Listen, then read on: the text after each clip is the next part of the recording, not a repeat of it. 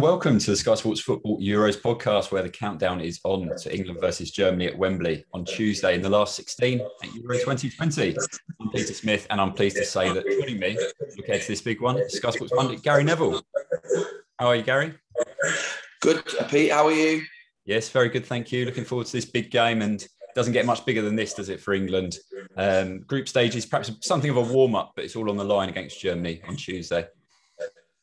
Yeah, I think that the tournament's been a little bit like that, where obviously with the third place teams going through, there hasn't been as much jeopardy in the group phase as you'd expect. But it all starts obviously today, tomorrow, Monday, Tuesday, culminating with an incredible game for the England players, England fans, us. Just to be able to watch England versus Germany in a tournament at Wembley is incredibly special. It's happened twice before.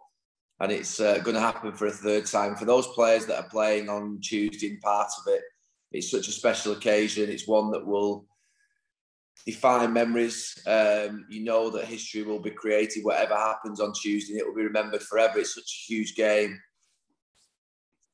When you talk about that gear change, I guess, going from the group stage to this knockout match, but when we look back at England's performances in the group stage, what did you like? What can they take into this match from that? And where do they need to improve? I think controlled, clean sheets, making sure that the basics were right. Obviously, the football wasn't scintillating, wasn't breathtaking, but I'm not quite sure looking at anybody where it has been yet. I mean, if you look at this tournament so far and say, you know, which team really is spectacular, we've seen the odd performers that we've liked from a country. You know, Italy have played well in the odd game, and even Germany played well against Portugal. But if you look at certain sort of the patterns of this tournament, it has been a little bit stop-start. I think England have looked controlled. And I've said it over the last few days. If we were looking at England as another nation, we'd be saying they look quietly confident, assured, clean sheets. And so I'm actually confident for Tuesday. Look, it's a massive game. It comes with massive risk. It is always a 50-50 game against Germany. But there's something telling me that Gareth Southgate will get the performance and get the result in the game, however that may be. Yeah, we've seen on Twitter, Gary, you've named your team. If people haven't seen it, it's Pickford in goal, Walker, Stones and Maguire as a back three, Reece James and Luke Shaw as wing backs, Rice and Phillips in midfield with Sterling, Kane and then Saka in attack as well. So what was your thinking behind that lineup? I wish I'd not bothered.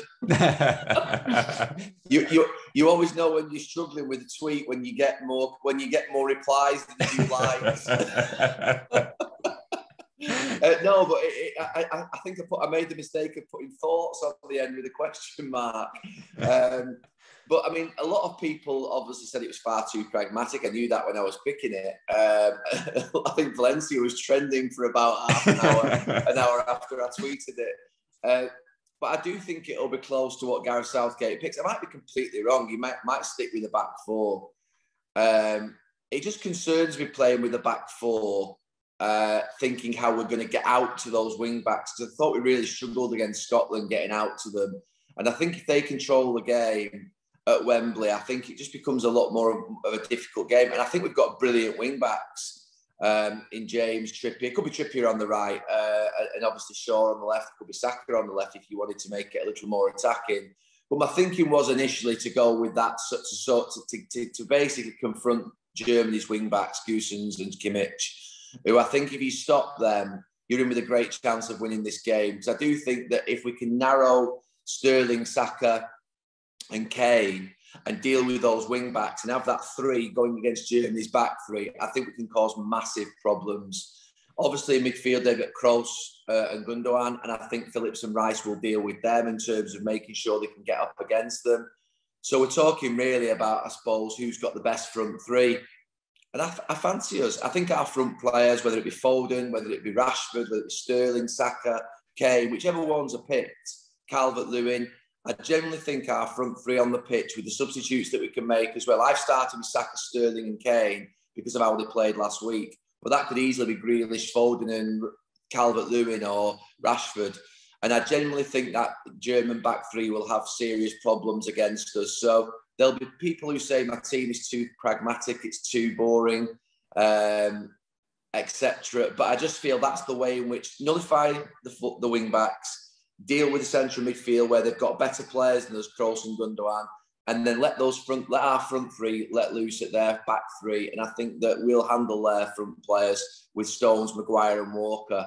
So that was my thinking behind it, just to basically sort of try and make sure that we dealt with their strengths, but also we could get our three narrow up front, Saka, Sterling, and Kane against their back players, who I think we can get at. Yeah, it's interesting, I guess, as I'm sure you're aware from the comments, there's a lot of clamour for Grealish and Foden and Sancho to be in this team, and England really to take it to Germany. But as you're saying there, there's got to be a balance for Southgate between dealing with their strengths and then utilising our own. Yeah, look, there'd be no one happier than me to see on that pitch on Tuesday at the start, Grealish, Foden. I love them, they're exceptional. Get them all on the pitch. If that's the way Gareth thinks we can win the game, and get them all on the pitch, and I would happily go on the roller coaster ride for 90 minutes and watch those players, because I think it will be exciting. It's what the fans want. I just personally don't see it. From a Gareth perspective, I don't see it. And from a point of view, if I was looking at that game and thinking, I wouldn't play it that way. But then, I'm not a barometer. Gareth's in control of the squad. If you think about how he's dealt with Croatia, Czech Republic, not so much the Scotland game, but if you think about how he's played against the Czech Republic and Croatia, he's managed those games really well. And I think he'll try and manage this game and win it in a certain way. We've got fantastic players to come off the bench. You can imagine that if we've got Grealish, Foden, Rashford, Sancho to come off the bench, Calvert-Lewin, we've got such firepower to light that game up.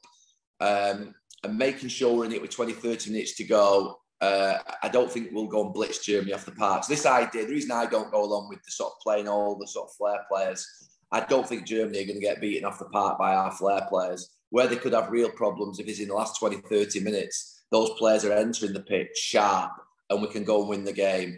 In Euro 96, we had, I thought, a better team than Germany, but we just didn't have that ability to come off the bench and get that goal that you need in that last 15 minutes, 10 minutes, extra time. And I think Gareth, with Grealish, Foden, Rashford, Sancho behind him on his bench, I think basically we could go and win the game through those substitutes. Yeah.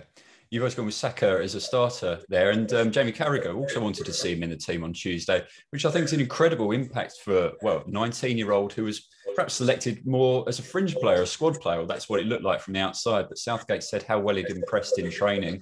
And he took his chance, didn't he, against Czech Republic? Yeah, I don't think any of us would have sort of said, let's start him in front of the other players that you've mentioned, like Foden, Grealish, Sancho, Rashford, Sterling. We'd have all said probably he comes after them. But we're not watching training every single day. And there's no doubt that what Gareth's seen in training is proven to be true, because he's come onto the pitch and he played without fear. He took the ball on the back foot. He ran at players. He was exciting. He put some intensity and some urgency into the attacks. Everything that England lacked against Scotland, he fixed, along with Grealish and Sterling on that left-hand side and how they combined. But he was a one-man show on the right-hand side, Saka. And from a Harry Kane perspective, we've got a star striker. He needs that energy and urgency alongside him. And certainly I think Sterling and Saka look like they're in the best form. If you think about our players that we've seen in this tournament so far, there's no doubt that any of us will probably think Phil Foden's one of the top players that we've probably produced in the last 15, 20 years. And that we would all pick him as a starting player. But off what we've seen so far, you would go with Saka and Sterling because they just look like they're in a little bit more of a good moment. And Foden can come on and do something for us in a different way and win his way back into the team in a different way. But I think Saka would be harsh for him not to play on Tuesday, because I think that, if you're a German centre-back in that channel, or if you're a German full-back, who do you want to play against? Who do you not want to play against? And I suspect they don't want to play against Saka. Yeah, you mentioned Harry Kane. They're obviously not hit the ground running at all at this tournament. Hopefully it comes good on Tuesday. But thankfully for England, Raheem Sterling alongside him stepped up. I remember speaking to you at the Nation League finals in 2019 when he got the captain's armband for the first time. And you were talking then about what recognition it was for his importance to the team. And it really feels like that now, that he feels like a key player for Southgate.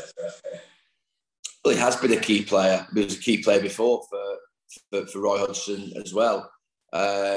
Raheem's someone who, to be fair, at Manchester City in these last 3 or 4 years has basically torn it up. I mean, his goals, his assists have got to a level of real high quality for England and for Manchester City, to a level that I think when he was at Liverpool, you might have viewed him as being inconsistent, erratic in his final moment.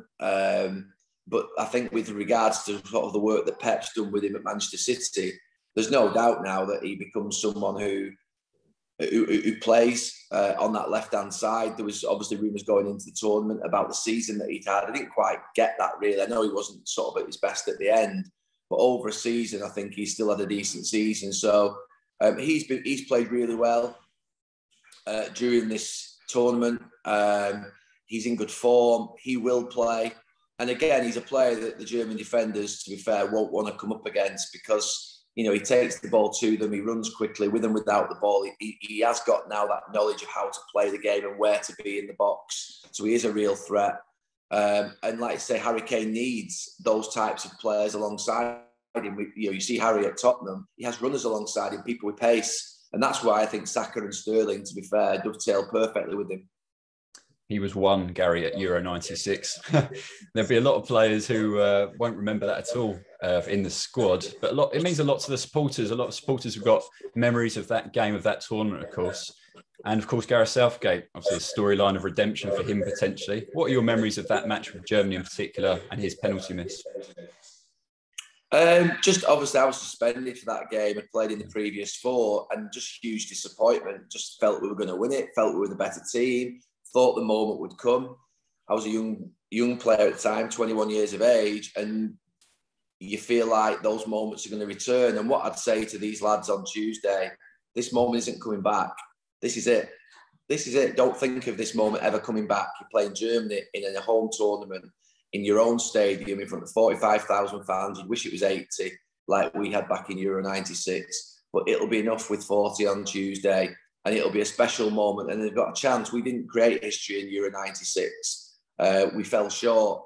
You know, don't fall short on Tuesday, lads. And I remember after the last World game in the last World Cup in Russia, I said, this moment may never come again. And I hope this moment would come for these players again.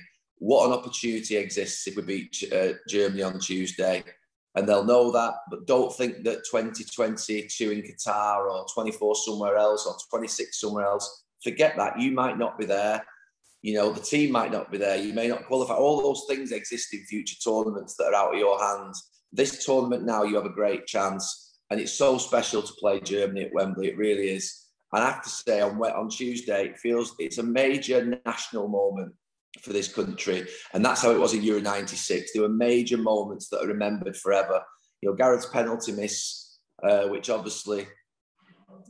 you know, he'll remember obviously a lot more than we do because, you know, you just know that as a fellow player and colleague, a player misses a penalty, you just, you know, that's it. You don't think we've lost that tournament because of him. We lost that tournament because we couldn't score in normal time. And I think that on Tuesday, those lads have a great opportunity, but that game in 96 will be remembered forever. That tournament will be remembered forever. And the lads on Tuesday will not have another moment like this in their international careers because it's unlikely we're going to get a tournament in the next 5 or 10 years. So for the likes of Harry Kane, Raheem Sterling, this is it. There isn't a second chance. You're at Wembley playing in the tournament. Only 96 and 66 it's happened before, and 2020, 21, obviously we're in now. You've got that chance. Go and take it because they've got a great confidence, these lads, and they've got a great spirit. And I do have a level of belief in them and the manager. So how do you feel, Gary? How do you feel it's going to go? Carroll was saying penalties again. That's what he thinks. It could be penalties again. It could be penalties again. Do you know something? It's not being negative to say you're going to play against Germany in a tournament and that you'd accept penalties now and that we try and basically make it come our way. I've got faith in Gareth and his staff that he'll have prepared them really well, that they'll be ready for it. And look, against Germany in a tournament, it's always going to be a 50-50 game. In fact, it hasn't even been that for England. It's been far more in favour of Germany. But we have beat them in tournaments before. We beat them in 2000 in the group phase, in Euro 2000. We beat them in 96, obviously. So in 66, obviously. And they've had some victories over us as well. But look, what an opportunity exists. And we've kept clean sheets. This is the game of our lives. We're at home. And I just got a feeling we're just going to nick it. Close, either through a goal late on or through penalties. Yeah, hope you're right, Gary. Thanks for Thank joining us you. on the podcast. Can't Thanks a wait lot. for it.